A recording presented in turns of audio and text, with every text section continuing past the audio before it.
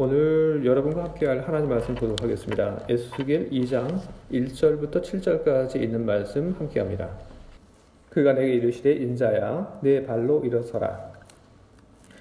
내가 내게 말하리라 하시며 그가 내게 말씀하실 때에 그 영이 내게 임하사 나를 일으켜 내 발로 세우시기로 내가 그 말씀하시는 자의 소리를 들으니 내게 이르시되 인자야 내가 너를 이스라엘 자손 곧 패역한 백성 나를 배반하는 자에게 보내노라. 그들과 그 조상이 내게 범죄하여 오늘까지 이르러나니 이 자손은 얼굴이 뻔뻔하고 마음이 굳은 자니라. 내가 너를 그들에게 보내노니 너는 그들에게 이르기를 주 여호와의 말씀이 이러하시다 하라. 그들은 패역한 족속이라. 그들이 듣든지 아니 듣든지 그들 가운데 선지자가 있음을 알지니라. 인자야 너는 비록 가시와 찔레와 함께 있으며 전갈 가운데 거주할지라도 그들을 두려워하지 말고 그들의 말을 두려워하지 말지어다. 그들은 패역한 족속이라도 그 말을 두려워하지 말며 그 얼굴을 무서워하지 말지어다. 그들은 심히 패역한 자라. 그들이 듣든지 아니 듣든지 너는 내 말로 고할지어다. 아멘. 여러분 지난 한 주 별일 없이 다들 건강히 잘 지내셨죠? 네. 여러분의 그 목소리 들으니까 기분이 좋으네요. 요즘 우리들 집에 있는 시간들이 참 많이 길죠? 그래서 얘기를 들어보면 사람들이 예전에 안 그랬는데 어디로 산책을 가고 그리고 어디로 스트레스를 풀러 가냐 하면 마트로 간다고 그렇게 얘기를 해요. 여기 스위스도 그런지는 제가 잘 모르겠는데 한국은 확실히 그런 것 같고요. 독일도 좀 그런 것 같습니다. 여기 스위스도 역시 마찬가지로 마트에 가서 좀 구경하고 산책하고 그렇게 하고 있습니까? 여러분들은 안 그러시는 것 같군요. 저는 간혹 요즘 마트에 가서 이렇게 저렇게 좀 물건들을 보고 그리고 산책을 합니다. 밖에 어디 다니지 말라고 하는 그런 얘기를 너무 많이 듣다 보니까 밖에 나갈 그런 엄두가 나지 않아서 그래서 마트에 가서 제가 이것저것 좀 보면서 산책을 하곤 합니다.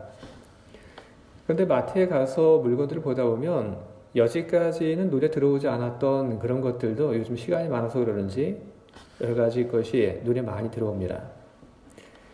이상하게 생긴 향신료도 눈에 들어옵니다. 그리고 이건 뭘까 하는 그런 빵들도 눈에 들어옵니다. 그리고 그 외 여러 가지 많은 공산품들도 눈에 들어옵니다. 그리고 그것을 많이 보다 보면 그러면 욕심이 생겨서 한 개, 두 개 사는 그런 경우가 생깁니다. 그런데 물건을 살 때 저는 뭘 보고 물건을 사냐 하면 그 물건이 어떻다라고 평가해 놓은 것을 보고 저는 그 물건을 삽니다. 그 평점을 매기는데 이 평점이 뭐 2.1 이렇게 평점 매긴 것을 보게 되면 저는 그것을 보고 이 물건은 꽤 괜찮은 물건이구나 하고 생각하고 저는 그 물건을 구입을 하게 됩니다. 많은 물건들에 그런 그 점수들이 매겨져 있습니다. 꽤 공신력 있는 어떤 기관에서 그 물건을 테스트하고 그리고 그 물건이 어떻다라고 이렇게 점수를 해놓은 것인데 점수가 높으면 높을수록 왠지 신뢰가 가고 그리고 써보지도 않았지만 그 물건이 참 좋은 것 같다 그런 생각을 하게 됩니다. 이것은 바로 그 물건, 그 숫자를 가지고 그 물건을 평가한 그 기관에 대한 어떤 권위에서 비롯된 것이 아닌가 저는 그렇게 생각을 합니다. 아디아차이라고 하는 그런 그 사이트를 요즘 제가 좀 봅니다. 차를 사야 되기 때문에 제가 좀 봅니다. 여기도 아디아차이 다들 알고 계신가요? 예, 독일에 있는 자동차 클럽입니다. 근데 거기에서도 어떤 자동차에 대해서 평가를 합니다. 그리고 그 평가를 가지고 사람들이 이야기를 합니다.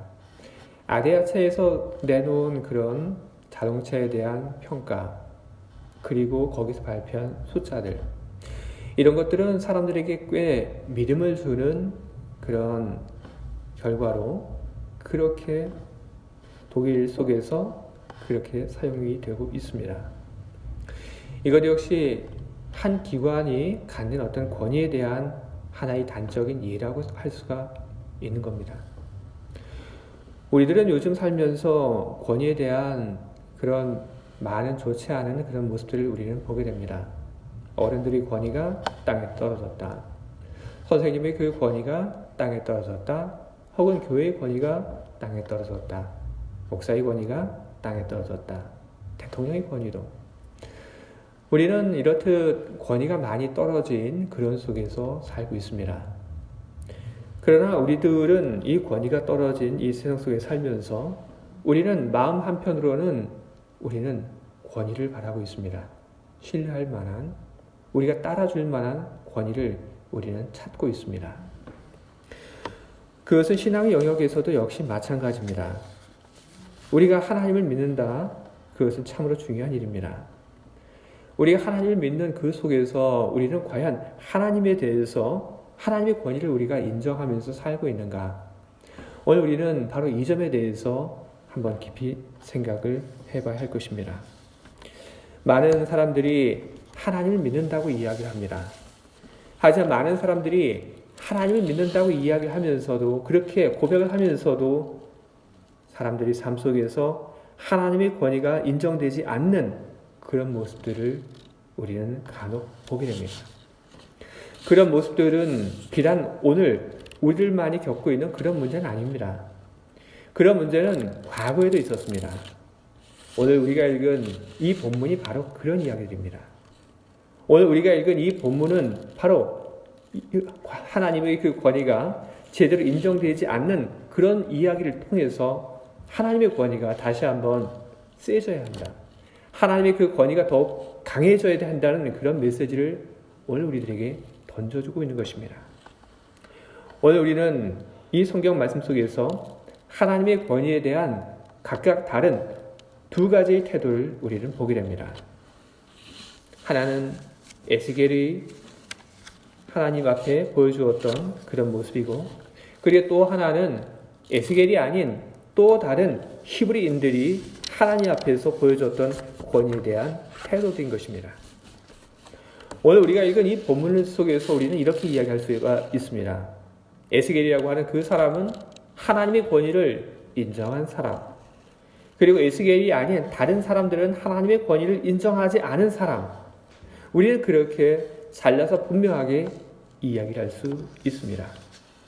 그런데 왜 에스겔은 하나님의 권위를 인정한 사람이라고 그렇게 이야기를 하며, 왜 에스겔이 아닌 다른 사람들에 대해서는 하나님의 권위를 인정하지 않은 사람이라고 그렇게 잘라서 이야기할 수 있을까요?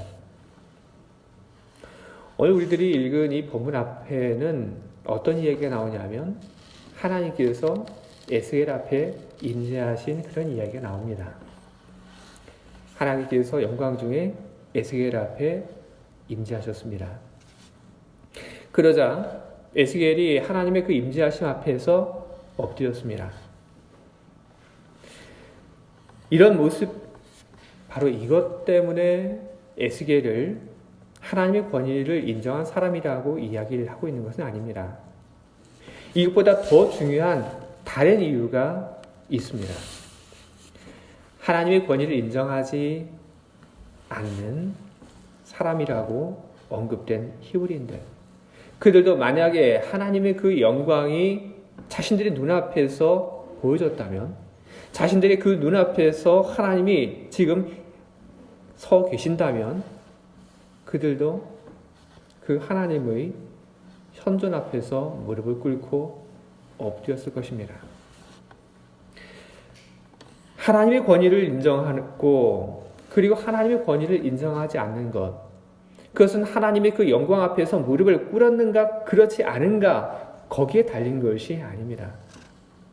하나님의 권위를 인정하는 것은 무엇이고 그리고 하나님의 권위를 인정하지 않는 것은 무엇인가? 하나님께서는 오늘 우리가 읽은 그 말씀들 통해서 이야기를 하고 계십니다.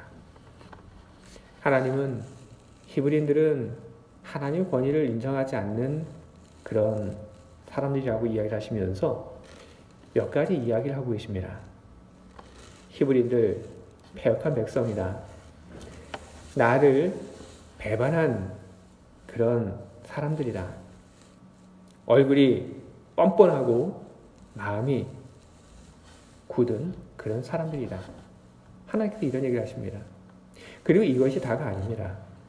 하나님께서 에스겔에게 하시는 얘기 중에 네가 그 가시 그 가운데 있더라도 그리고 또 정갈 가운데 있더라도 이런 얘기를 하신 것이 있는데 이것은 무엇이냐 하면 장차 에스겔이 사람들을 만나서 느끼게 될 그런 좋지 않은 상황들을 두고 하나님께서 하신 그런 이야기입니다. 하나님 말씀을 가지고 사람들 앞에 갔는데 그런데 그때 에스겔이 겪게 되는 그런 그 상황들 그가 만나게 되는 그런 모습들이 가시가 많은 그런 장소에 있는 것과 똑같고 그리고 이 뭐가 쿡쿡 찔리고 있는 이 찔레와 같은 곳에 서 있는 것과 같은 그런 심정이 될 거다. 그리고 전갈 가운데 서 있는 것과 똑같은 그런 처지가 될 거다. 바로 이것은 하나님의 말씀에 대해서 히브리인들이 어떠한 모습을 보이고 있는지 하나님께서 지적한 그런 내용들인 것입니다. 패역이라고 하는 것은 도리를 따르지 않는다는 그런 뜻입니다. 하나님께서 이야기를 하십니다. 우리가 가지고 있는 이 성경이라고 하는 것은 하나님의 말씀입니다. 우리를 천국으로 인도하시고 그리고 천국의 그 마음을 가지고 살게 하기 위해서 하나님께서 우리에게 주신 것이 이 말씀인 것입니다. 여기에는 여러 가지 많은 말씀들이 기록되어 있습니다. 그러나 그 말씀을 듣고 어떤 사람들은 순종하고 살지만 어떤 사람들은 그렇지 않습니다. 히브리인들 그들에게 하나님께서는 말씀을 주셨습니다. 신명기의 그 말씀을 보게 되면 모세의 마지막 유언과 같은 그런 메시지를 통해서 하나님께서 히브리인들에게 당부를 하십니다. 나의 명령을 들어라. 나의 계명을 지켜라. 내가 말하는 모든 것을 다 지켜라. 그러면 너희가 복을 받을 것이다. 너희를 돌봐줄 것이다. 그렇게 사는 것이 행복하고 좋은 길이라고 하나님께서는 그렇게 말씀해 주셨습니다. 그러나 히브리인들은 그 하나님 말씀을 제대로 새겨듣지 않았습니다. 하나님께서 전해주신 그 말씀들이 사람들이 삶 속에 들어오다 매번 막히게 되고 그 말씀들이 사람들이 그 삶 속에서 제대로 뿌리를 내리지 못하게 된 것입니다. 그래서 하나님께서 히브리인들을 가리켜서 패역한 백성이다. 그렇게 이야기하셨습니다. 하나님께서는 히브리인들에게 너희는 나를 배반하지 마라.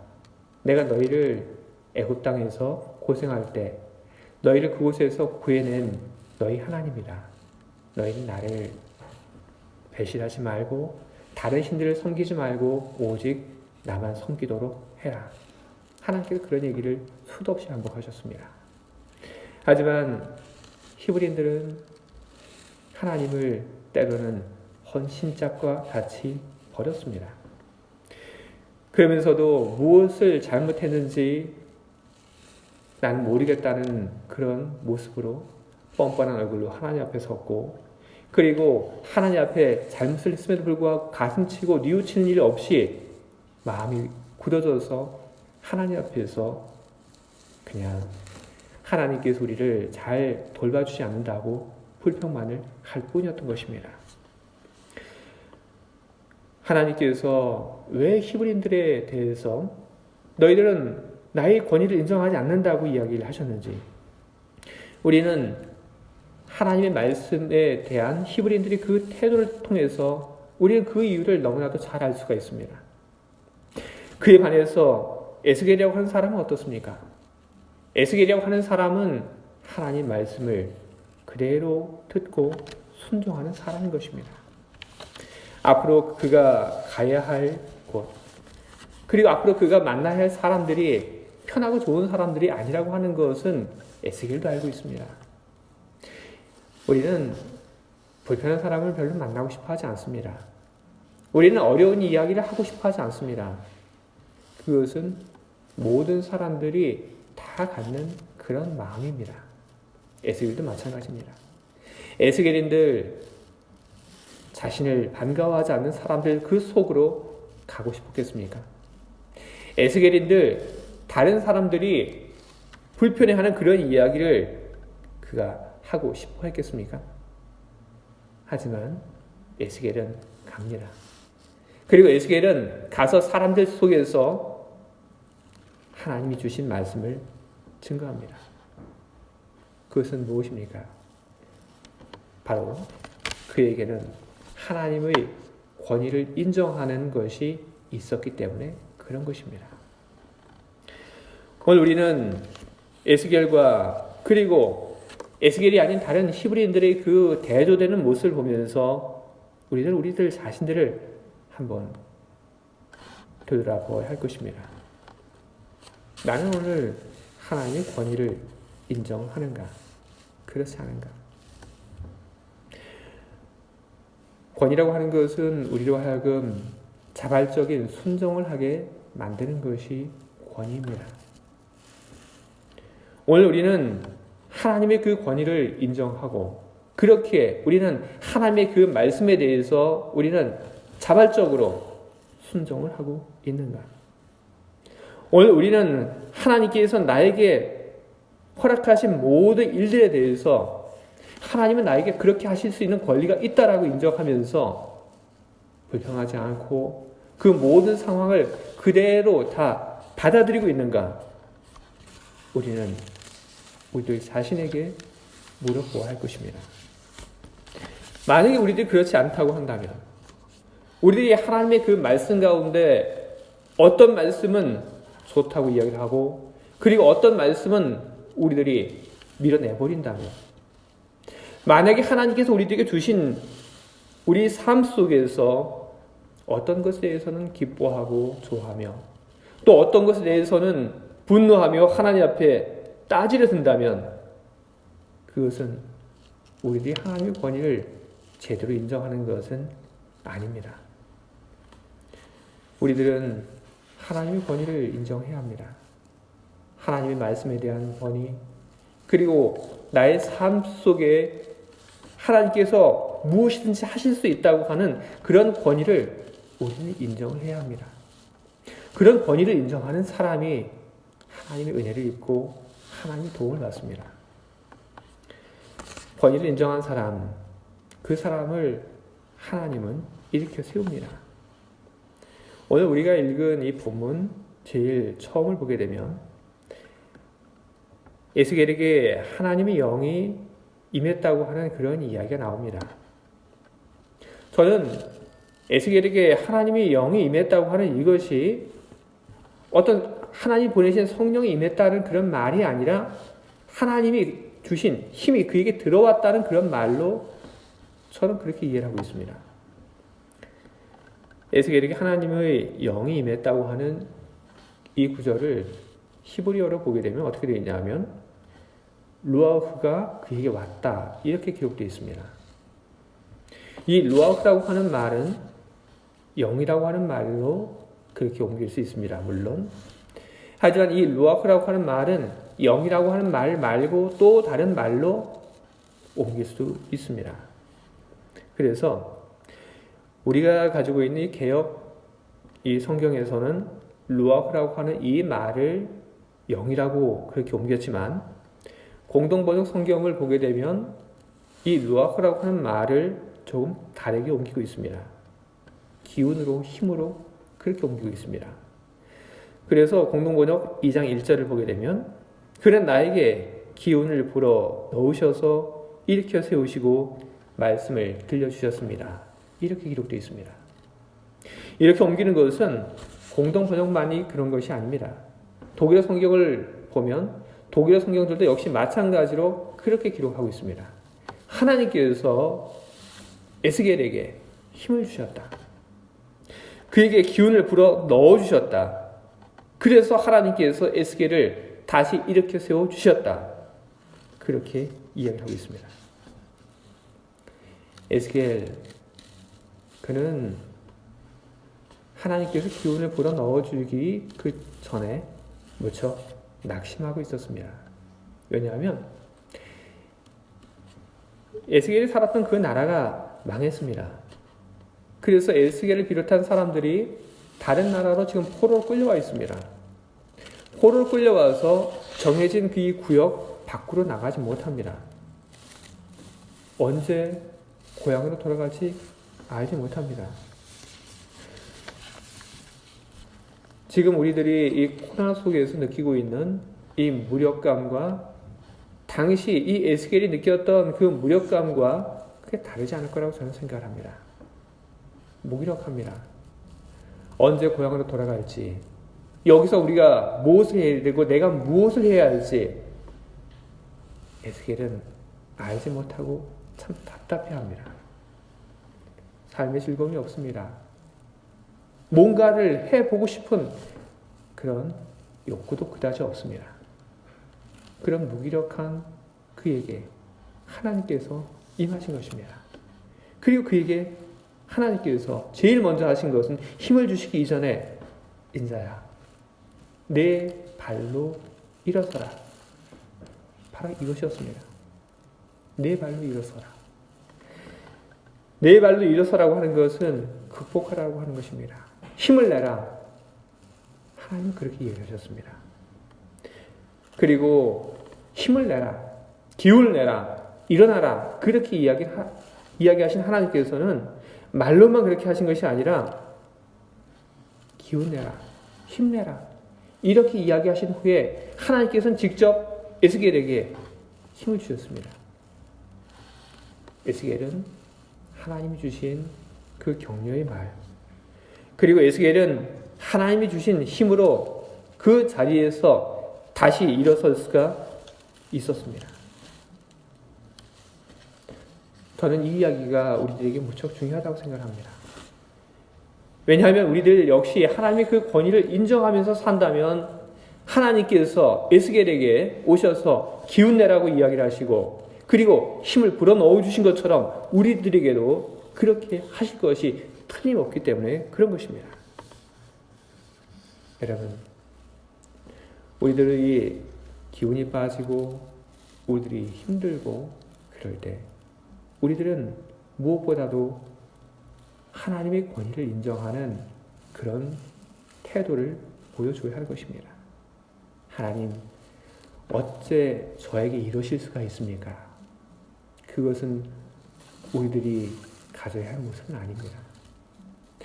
하나님이 하시는 일들, 그 일들에는 다 뜻이 있을 줄 믿습니다. 바로 이것이 우리들이 가져야 할 마음이고 우리들이 하나님께 해야 할 말들인 것입니다. 우리들이 하나님의 그 권위를 인정하고 하나님께서 나에게 어떤 말씀을 주시든지 그 말씀을 따르기 위해서 힘쓰고 하나님께서 나에게 주신 그 상황이 어떻든지 간에 그 상황 속에서 믿음으로 살기에 우리들이 최선을 다할 때 그것은 하나님 눈에 무척이나 선하고 아름다운 것으로 그렇게 비춰질 것입니다. 그러면 하나님께서 우리를 돌봐주시고 그리고 우리에게 힘을 주실 것입니다. 여러분, 힘은 어디에서 생깁니까? 힘은 우리 안에 담겨져 있는 힘도 있지만 그 힘들이 조금씩 다 사용되어지고 결국 우리들은 외부로부터 힘을 받아야지만 우리는 살 수 있습니다. 저는 아이들과 놀 때 저는 늘 신비로운 경험들을 합니다. 아이들이 조그맣잖아요. 그리고 아이들은 다리도 짧아요. 그렇죠? 그런데 아이들이 뛰노는 것을 쫓아다니다 보면 누가 먼저 지칩니까? 우리들이 먼저 지쳐요. 어른들이. 그 아이들은 힘이 있죠. 모두가 다 태어날 때 하나님께 받은 그런 생명이 있고 그리고 힘들이 있습니다. 그 힘들이 있기 때문에 아이들은 그렇게 많이 어른들보다 이렇게 많이 다녀도 지치지 않아요. 그러나 그 힘들은 살면서 조금씩 퇴진되어지고 사라지고 합니다. 그래서 우리들은 계속 외부로부터 힘을 받아야 합니다. 몸의 힘도 받고 그리고 마음의 힘도 우리는 받아야 합니다. 우리는 육의 양식을 통해서 우리는 힘을 얻습니다. 하나님께서 우리에게 먹을 것을 주시고 그리고 그것이 우리들에게 들어와서 하루를 살아갈 수 있는 힘이 됩니다. 하나님께서 그 음식을 통해서 우리들에게 힘을 주지 않으신다면 어떻게 될까요? 그러면 그 음식은 우리 안에 들어와서 불쾌한 것이 되고 우리를 힘들게 괴롭게 만드는 그 무엇인가가 되는 것입니다. 하나님 우리들에게 음식을 통해서 힘을 주시고 하나님께서 우리들에게 말씀을 통해서 하루를 살아갈 수 있는 마음의 힘을 주시고 하나님께서 말씀을 통해서 우리 영혼이 소생할 수 있는 새로운 힘을 주고 우리를 살게 하십니다. 우리는 하나님이 주시는 힘으로 우리는 그렇게 하루하루를 견디고 살아가고 있는 것입니다. 우리 지칠 때, 힘들 때 하나님이 사랑하는 사람들이라면 하나님은 그 사람을 향하여 서둘러서 달려오실 것입니다. 그리고 에스겔에게 힘을 주신 것처럼 여러분에게 그리고 저에게 힘을 주실 것입니다. 그리고 하나님께서는 또한 우리들이 가야 할 미래를 이끌어 주실 것입니다. 에스겔에게 하나님께서는 그렇게 하셨습니다. 에스겔에 와서 위로하시고 그리고 힘을 주신 다음에 하나님께서 하신 것이 뭡니까? 너는 어디로 가라. 너는 가서 뭘 해라. 하나님께서 그렇게 이야기하셨습니다. 우리들은 그런 하나님의 말씀을 우리는 원하고 있습니다. 우리들은 우리들 미래에 무엇이 펼쳐져 있는지 우리는 알지 못합니다. 우리들은 하나님께서 우리들 미래를 이끌어 주시기를 우리는 바라고 있습니다. 하나님을 경외하는 사람, 하나님을 신뢰하는 사람, 바로 그 사람을 향하여 하나님께서는 힘을 주실 뿐 아니라 그 사람을 하나님께서는 이끌어 가십니다. 시편 147편 11절을 보게 되면 여호와는 자기를 경외하는 자들과 그의 인자하심을 바라는 자들을 기뻐하시는도다. 이렇게 기록되어 있습니다. 하나님이 기뻐하는 사람, 하나님이 기뻐하는 사람에게 하나님은 은혜를 베풀어 주시고 하나님이 가지신 그 자원들을 나눠주십니다. 잠언 3장 6절은 이야기를 합니다. 너는 범사의 그를 인정하라. 그리하면 내 길을 지도하시리라. 우리 살면서 우리들은 때로 잘못된 선택을 할 수도 있습니다. 그것은 어쩔 수 없습니다. 우리는 살면서 어떤 힘든 그런 일들을 만날 수밖에 없습니다. 그것은 모든 사람들이 다 만나는 그런 일들인 것입니다. 우리는 그 속에서 우리는 어떤 마음과 어떤 태도를 가져야 할 것이며 우리는 어떤 믿음으로 그 순간들을 우리는 보내야 하겠습니까? 우리들이 만나는 실패의 그 자리에서 우리들이 겪는 그 고난의 자리에서 우리들은 하나님에 대한 믿음을 우리는 가져야 합니다. 오늘 이 말씀을 가지고 구체적으로 얘기를 한다면 우리가 가져야 하는 믿음이라고 하는 것은 우리가 하나님의 권위를 인정하게 될 때 하나님께서 우리를 찾아오셔서 우리에게 힘을 주시고 그리고 우리를 이끌어 가신다고 하는 그런 믿음들, 바로 그런 믿음들을 우리들이 가져야 할 것입니다. 우리들이 겪는 어려움들, 그것은 우리들이 얻는 궁극의 그런 결과가 아닙니다. 우리들이 겪고 있는 일들, 그것은 하나님께서 바라보시고 그리고 하나님께서 원하시는 그런 꼴로 가기 위한 그런 거쳐가는 단계에 지나지 않은 것입니다. 바울은 고린도전서 15장 10절에서 이런 이야기를 합니다. 나의 나된 것은 하나님의 은혜로 된 것입니다. 저는 오늘 우리 모두가 미래의 어린날 바울이 했던 이 말을 할 수 있기를 바랍니다. 힘들고 어려웠지만 그래도 하나님께서 나를 이끌어 주시고 나에게 은혜를 베풀어 주셔서 내가 오늘 이렇게 되었구나. 나의 나된 것은 하나님의 은혜로 된 것이다. 우리가 이렇게 고백할 수 있기를 바랍니다. 하나님이 우리의 희망이 되시고 하나님이 우리 위로가 되시고 그리고 하나님의 우리 미래가 되시기를 소망합니다. 아멘. 기도하겠습니다. 거룩하고 자비로우신 하나님, 오늘 에스겔이 무척 힘들고 어려운 자리에서 하나님을 만난 것을 오늘 우리가 보았습니다. 에스겔만 힘들고 어려웠던 것이 아니라 함께 나라를 잃고 다른 나라로 끌려온 사람들 모두가 다 어려웠을 텐데 하나님은 유독 에스겔을 찾아오셨고 힘내라고 말씀해 주셨고 그리고 힘을 주셨고 그리고 그의 앞으로의 길들을 하나님께서는 말씀해 주셨습니다. 무엇이 이런 차이를 만들게 되었는지 오늘 우리는 보았습니다. 하나님의 권위를 인정하는 사람, 바로 그 사람을 하나님께서 사랑하시고 돌봐주신다고 하는 것을 오늘 우리가 보았습니다.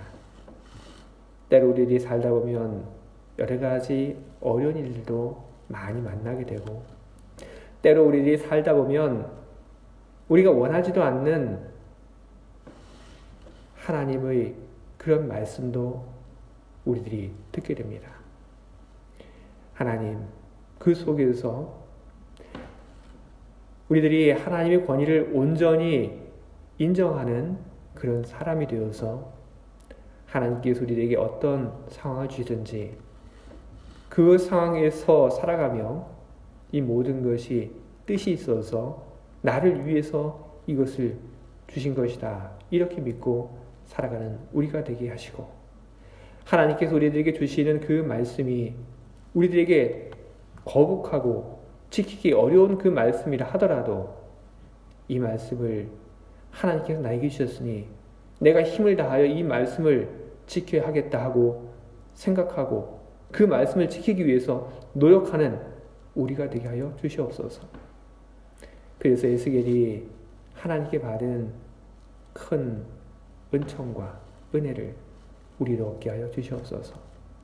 하나님이 우리의 희망이 되십니다.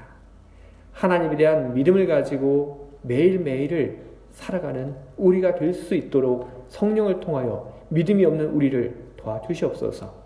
예수 그리스도의 이름으로 기도합니다. 아멘.